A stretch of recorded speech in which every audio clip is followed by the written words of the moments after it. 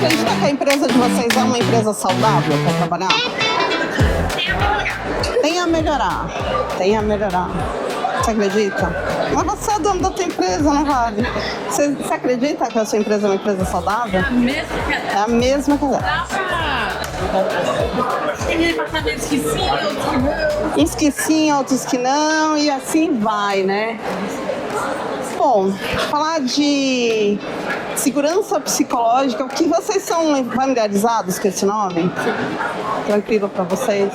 Eu sou Fernanda Dutra, aqui tá meus contatos, no final eu coloco de novo. Mas só pra gente fazer uma provocação inicial, eu fiz aqui uma brincadeirinha com a IA, porque esse quadro do Van Gogh é um quadro que sempre me marcou muito, né? Que eu passei o Crepúsculo. Eu sempre fui amante da arte. E desde criança eu adorava esse quadro, mas eu criança, eu via ele com uma mulher passeando no campo, assim, super feliz. E era a visão que eu tinha infantil, né? E depois, com o tempo, eu fui entendendo que, na verdade, era a vida que ele nunca teve, com a mulher que ele nunca teve, né? Ele pintou esse quadro 4 meses antes de se matar. E ele já estava internado, que é esse, na verdade, é esse quadro aqui, eu passei o Crepúsculo, né? Boa tarde. Quase boa noite, né? E isso sempre me chamou a atenção, porque é meio que o que a gente vive nas redes sociais hoje, né? A gente vive uma história que é linda, que é perfeita, mas no fundo são pessoas que estão depressivas, que estão tristes. E o Van Gogh, ele tem uma história interessante porque ele foi taxado de louco pela sociedade. Não sei se vocês já tiveram a oportunidade, mas tem um livro dele, as cartas que ele escreveu para o irmão Theo, e na verdade eu não vi nada de loucura nele. Na verdade tinha uma pessoa extremamente consciente num mundo inconsciente. Tem uma fábula muito legal que fala sobre isso, né? Que é o mestre Kefir fala para todo mundo, assim, avisa todas as pessoas que a água ia estar contaminada em um período. E ninguém ouviu. E aí, em um determinado momento, um homem ouviu e começou a guardar essa água mais pura. Quando a água ficou contaminada, todas as pessoas ficaram loucas, exceto aquele homem. E, com o tempo, ele não aguentou e ele toma a água, mesmo consciente que ela era uma água contaminada, porque ele não aguentou ser diferente de todo mundo. Porque, sim, ele foi taxado de louco. É mais ou menos o que eu acho que aconteceu com Van Gogh. Quando a gente pensa nisso, a gente está vivendo ambientes que a gente normalizou tantas coisas que quando a gente toma consciência, a gente parece a pessoa louca. E porque a gente começa a destoar de todo mundo. E o destoar de todo mundo gera isolamento, gera vários problemas. A gente está falando de um problema real, né? Falando de Van Gogh, que ficou doente porque ele não era louco, mas doente ele ficou. Ele foi isolado, ele foi tratado, marginalizado. Imagina ele, nos dias de hoje, participando de 2 canais ao mesmo tempo, buscando aprovação nas redes sociais, né? Vivendo... A água que a gente está bebendo. É a água que a gente está bebendo. A gente está bebendo da água, a gente está contaminado, mas a gente não está se percebendo mais, sabe? Vocês me ouvem bem daí? Tá tudo bem? Eu fui ali no Beco do Batman, tinha um artista que fez as obras do Van Gogh todas para os dias de hoje. Todas as obras eram pessoas super desconectadas do mundo, só no celular. Se você for ver, a gente está assim.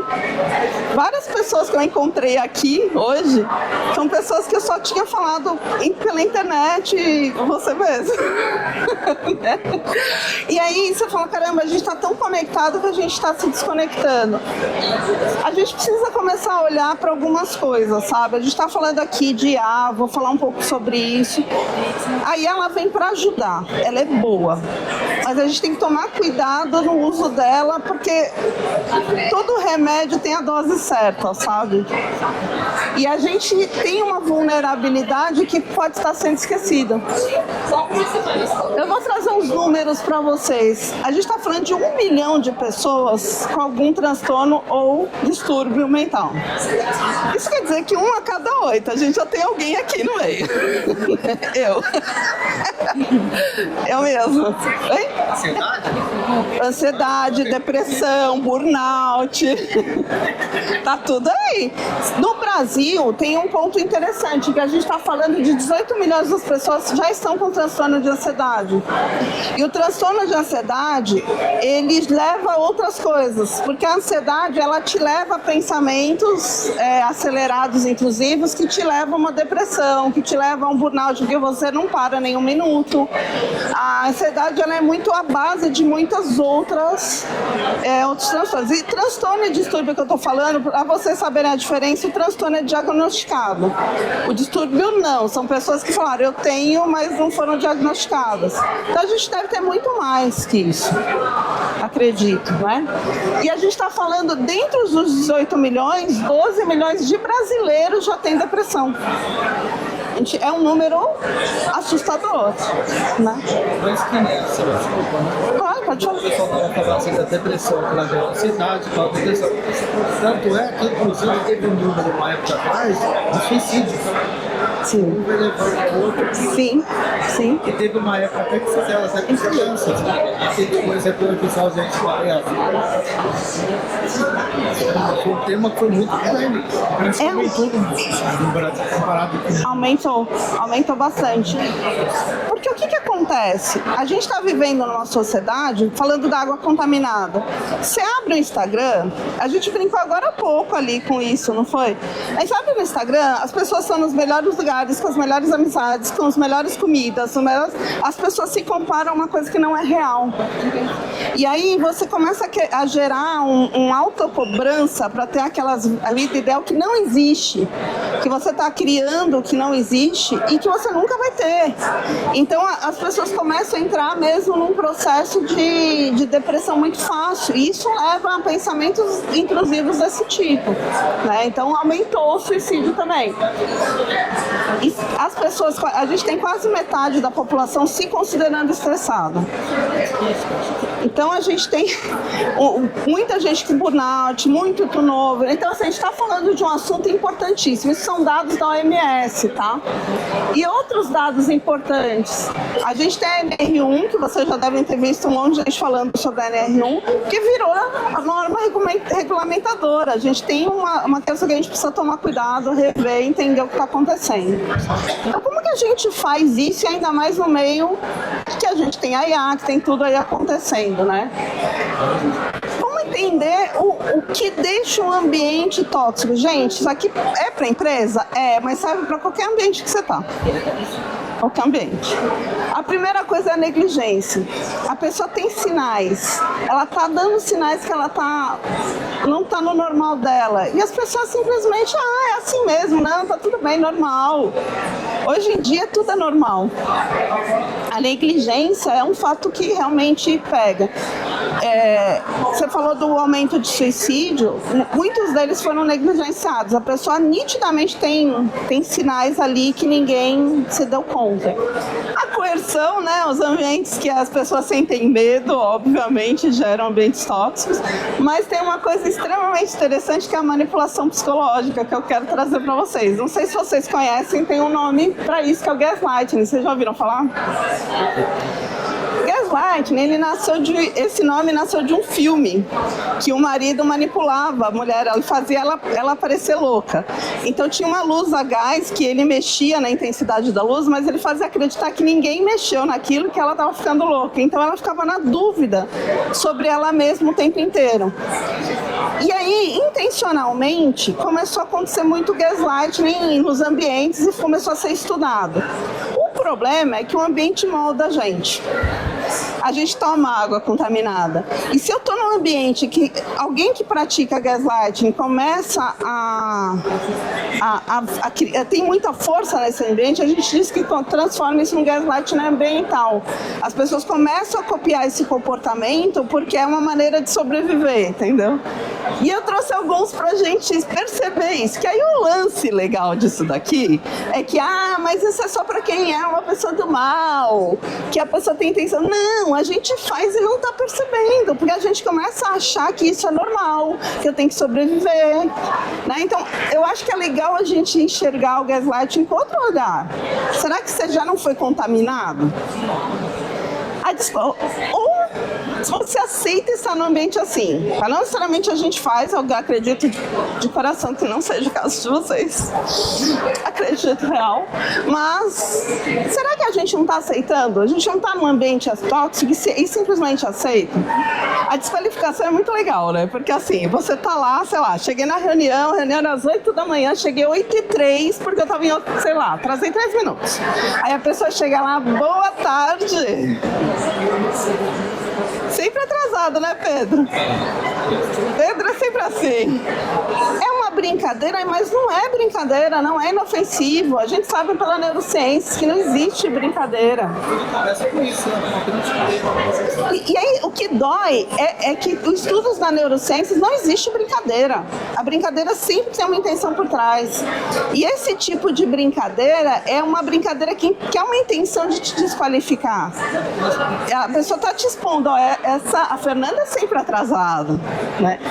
E isso a desqualificação, ela entra em quase todos. Vocês vão ver que ela está casada em quase todos os comportamentos de gaslight. Desinformação é bem legal, né? Tipo, você chega lá, Luciana, vamos lá para a reunião, não te dou as informações, te deixo super, né, no vácuo, e você cai ali na reunião, por exemplo, e as pessoas te perguntam, você não sabe nada, e quem passa por incompetente é você. Eu poderia passar a informação e não passei.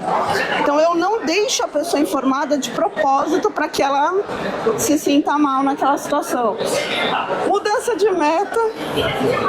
A pessoa muda toda hora, vai lá, na última hora muda tudo, aí você fez, muda de novo, aí muda, aí você não atinge a meta. Quem foi desclassificado? Você que não entregou. Por que você não entregou essa meta? Criatura divina. É você o problema. Não, você é o problema. Eu tô achando que você não está adequada para a sua função. Inclusive, a gente precisa conversar sobre isso. Desvio. Se vocês já assistiram House of Cards, fazendo propaganda, não ganha nada da Netflix, nada. Mas tem uma coisa muito interessante, não sei se todo mundo assistiu, mas ele é o presidente, né, dos Estados Unidos, e ele e a esposa dele, que é a primeira dama, fazem atrocidades. E aí tem um momento que eles fizeram uma besteira muito grande, que eles iam ser pegos, assim. E aí eles falam, bom, ferrou. Aí eles provocam uma guerra mundial para desviar a atenção das pessoas do que eles fizeram para virar a atenção para a guerra. Aí eu vou contar para vocês acham que a gente não vive isso? A guerra da Ucrânia foi desviada. Ninguém fala. Né? Então, assim, de alguma forma, o tempo inteiro a gente está sendo manipulado. O que as pessoas querem que a gente esteja com atenção. Isso acontece também na empresa. Muitas vezes o coleguinha que fez besteira, ele desvia a atenção para uma outra coisa para pôr você no foco e eu limpar minha barra, né? Essa confusão deliberada, né, de você passar um monte de coisa, passar um monte de informação, deixar a pessoa confusa, ou trazer informações falsas para a pessoa, para que ela sempre busca da desqualificação da pessoa. Até porque a gente vive muito nesse modelo mental da escassez, né? Tipo, não tem para todo mundo, tem que competir, o coleguinha tem que cair para eu crescer. Esses são ambientes extremamente tóxicos. O bullying, eu brinquei com vocês aqui, bullying, brincadeira, intimidação, nunca é só uma brincadeira. Nunca é. A intenção sempre é clara de colocar o outro em foco, até na criança, né? Porque a pessoa que comete o bullying é alguém que quer desviar a atenção dela para pôr no outro. É uma questão psicológica, tem um monte de fatores aí envolvidos, mas não deixa de ser. A gente já tinha falado, né? Isolamento é legal. Olha só, todo mundo aqui tem um grupo de WhatsApp. Tem grupo que você escreve, o povo responde na hora, né? Certo. Tem grupo que você escreve, ninguém responde. Aí você falou alecrim dourado, o povo não tá vivendo para te responder, né? Então estão ocupados. Só que aí a Joyce escreveu, todo mundo respondeu. que o assunto dela estava mais pertinente. Então eu tô querendo me entrosar ali, né? Então vou falar sobre o que a Joyce falou. Ninguém me responde. Aí a Luciana escreve uma coisa parecidíssima com o que eu escrevi e todo mundo responde. Entenderam, né? Você não pertence a esse grupo. Ninguém vai te tirar porque vai ficar chato, mas você já foi isolado. Agora, a questão do isolamento é por que existe esse isolamento? Normalmente as pessoas isoladas são as que mais brilham. Porque alguém se incomodou com essa pessoa e aí a pessoa vai mapeando várias pessoas contra ela.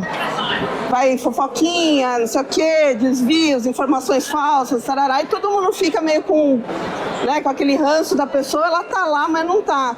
Então você tá lá, mas a sua opinião não é relevante, ninguém considera, ninguém ouve.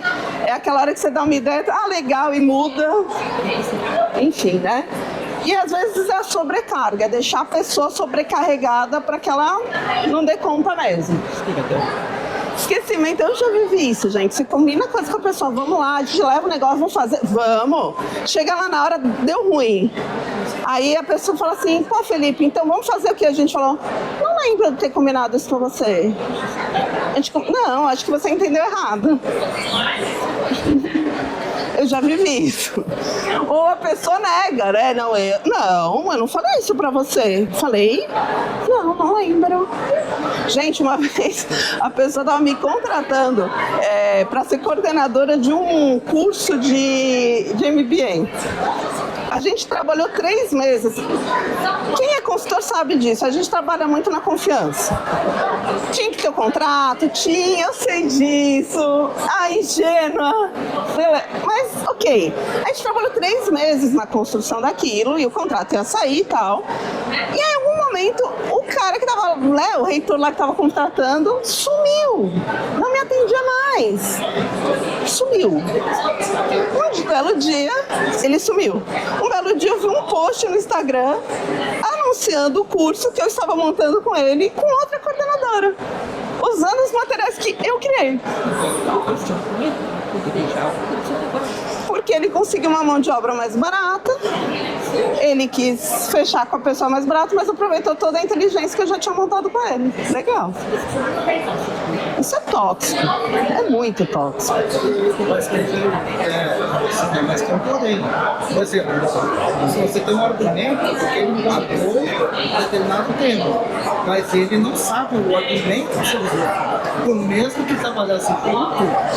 Mas ele contratou uma pessoa que sabia do assunto, com a mão de obra mais barata, e usou a base que eu construí. Aí quando eu entrei em contato e falei, poxa, mas você não tinha combinado? Ele entrou em negação na frente. Não, nunca combinei nada com você. A gente só teve umas reuniões. Juro, ele falou isso. Ok, aprende, assinem um contrato antes de trabalhar. Assinem contrato antes de trabalhar. Isso é muito normal, isso leva muito ao suicídio, tornar trivial o sentimento do outro. É mimimi, ai que exagero seu, que bobagem, só por causa disso você está criando esse problema. Para com isso, né? Projetar nos outros, gente, projeção acontece muito. A galera dá feedback para você de uma coisa que ela faz. Ela está projetando em você uma coisa que ela faz. Você vai pensar, tá, eu não sou perfeita, mas isso não sou eu que faço, é você, né? E a omissão, que a gente sabe que acontece muito. Então, tudo isso aqui constrói ambientes tóxicos. E aí, esse ambiente tóxico, ele molda as pessoas. As pessoas começam a acreditar, até pela escassez, que, putz, para eu sobreviver aqui, eu tenho que fazer também. E aí você vai vendo, tá todo mundo agindo assim, achando que é normal. Tomaram água contaminada e é beleza, foi, só vai. E aí vem essa coisa, né? Vamos como a gente vai limpar esses ambientes, como que a gente vai deixar esses ambientes realmente mais saudáveis. E sendo bem sincera, não é só a empresa. Esse ambiente pode ser um ambiente de amizade, pode ser da sua família em casa, pode ser em vários ambientes que você percebe isso, tá?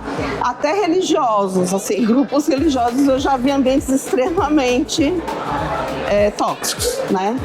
Então, começou essa história com a Google, né? A Google fez um experimento que eles estavam buscando alta performance. Eles nem estavam preocupados de ambientes tóxicos. Na verdade, eles queriam o que é que a gente faz para ter um ambiente de alta performance. Fizeram vários testes com o pessoal. Deixava o pessoal livre, deixa para trabalhar onde quiser, a hora que quiser. Fizeram várias possibilidades, mas o ponto que eles chegaram, né, do experimento, eles chamaram de projeto Aristóteles, porque o Aristóteles tem o olhar do todo, né? Então eles fizeram os testes pensando assim no todo como empresa. E aí eles perceberam que esses 5 pontos são fundamentais para que a gente tenha um ambiente mais que propicia mais resultado. A segurança psicológica apareceu em primeiro lugar, mas o que é mais interessante é que os outros 4, para mim, na minha forma de interpretar a segurança psicológica, eles também fazem parte da segurança psicológica. Então, o que é essa tal da segurança psicológica? É você ter um ambiente que eu me sinto realmente segura. Eu falo as coisas, você não vai usar contra mim.